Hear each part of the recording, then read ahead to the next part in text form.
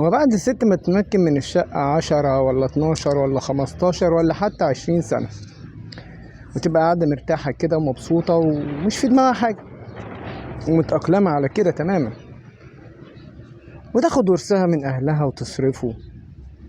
وطبعا مفيش في ظل الظروف اللي احنا فيها دي يعني التوفير هيبقى صعب، لأن هي بقى دخلها هيبقى بسيط. يعني هتاخد ايه من معاش المطلقات؟ معاش المطلقات حوالي 800 جنيه، والنفقة بتاعة الأولاد يا دوبك بتكفيهم ولو مش موظفة بقى تمام، فمفيش أي دخل تاني يعني إلا أهو بالعافية. يعني بعد بقى 10 15 سنة أو حتى مهما طالت المدة والراجل استرد شقته، هتروح فين؟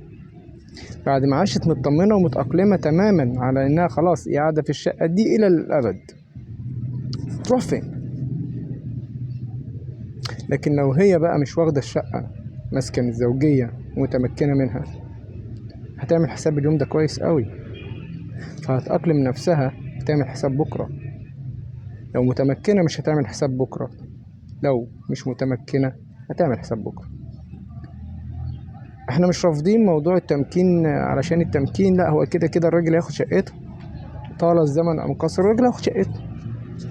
بس في حاجة اسمها مسكن بديل أو أجر مسكن، ده عشان الأطفال. لما بقى الأطفال يرجعوا لأبوهم، الست دي هتروح فين؟ تقدروا تقولوا يا اللي شتمتوا في التعليقات وفضلتوا تشتموا وتسبوا وتلعنوا، أنا ما ردتش على كل الشتيمة. أنا لو رفعت قضايا هاخد منكم تعويضات بالهبل على كل واحدة شتمت دي، ممكن أروقك، بس مش هعمل كده. أنا هقول حسابكم عند ربنا، ويوم القيامة أبقى أخد منكم حسابي، على الأقل كده ألاقي شوية حسنات حلوة جايلي من مفيش ببلاش. سلام.